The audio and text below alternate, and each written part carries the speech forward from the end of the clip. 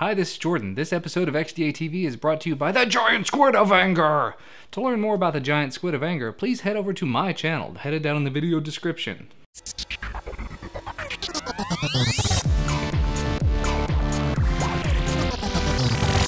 It's Monday, August 13, 2012, and let's talk about what happened this weekend over at XDAdevelopers.com for the second time because the first time the video clip got corrupted. First off, a quick Jelly Bean update. If you're familiar with it, the HTC G1, the oldest Android phone in existence, got an unofficial port of CyanogenMod 10 this past weekend, or sometime last week. And that's thanks to XDA-recognized developer JCars1 and the SoCal devs team. It's not so much interesting that it's Jelly Bean that's been ported to it, it's interesting that it's such an old device. With a 500 and something megahertz processor and less than 200 megs of RAM, it's amazing to see Jelly Bean running on something like that. So if you have the G1 and you would like to see this in action, I would guarantee you don't want to use it as your daily driver, but still, take a look at the development thread. In other news, a device that I don't even think I've had the chance to talk about yet, the Samsung Galaxy Note 10.1, was released late last week, and less than one day after it was released, XDA senior member ZitoMax rooted it for us. The root method involves just putting the device in download mode and flashing something to it using Odin, so it doesn't have to wipe anything, it doesn't change your flash counter, it doesn't flash the entire ROM, so that's actually pretty cool, and it doesn't wipe the device, that's the big thing. I don't think they're 100% that it works on all Galaxy Note 10.1, so if you have one, do make sure to check out the development thread and see if it's going to work for you.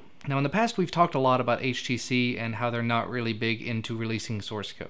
There has actually been at least one movement in the past to create a petition to try to force them into releasing source code, but generally it's always been for one specific device or another. Well, XDA senior member Fuchskin Massacre has decided to create a petition on change.org for all HTC devices for them to be forced to release the GPL source code. Because I don't know if you're familiar with it, but if you create something based upon the GPL, you're supposed to release the source code of whatever is GPL'd to the community. And it's not just HTC that's not doing it. There's a lot of vendors out there that are refusing to release source code for their devices. Samsung in general has been really good about it, but still, the Verizon Galaxy S3, they have not up to me to say anything about that, but one way or another, most vendors are not really following the GPL in terms of this, and for some reason they're not being called on it. So it's nice to see members of the community stepping up and making these petitions, trying to, say, change this, fix it.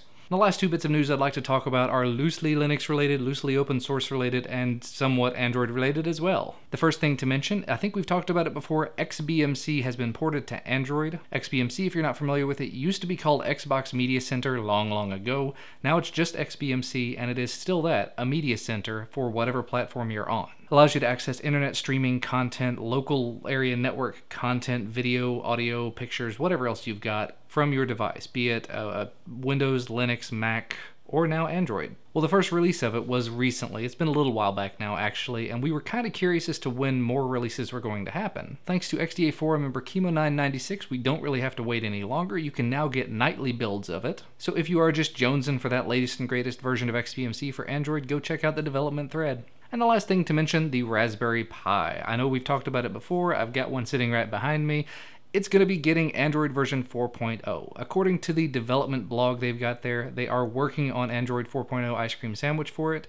I will say I'm kind of, shucks, it's not Jelly Bean, but they'll get to it eventually. And honestly, once the source code is released to the community, I'd be willing to bet that some of the community members will make Jelly Bean happen on it. They say that hardware accelerated graphics and video are already working and have been for a while, but Audio Flinger, they're having problems with the audio on Android. And as soon as there is a release candidate available, they will make the source code available, so we will get to dig our little fingers into it. Anyway, that's all I've got for you this week. This is the second time I've said this, so I'm kind of tired at this point. As always, thank you so much for watching, and I will see you next time.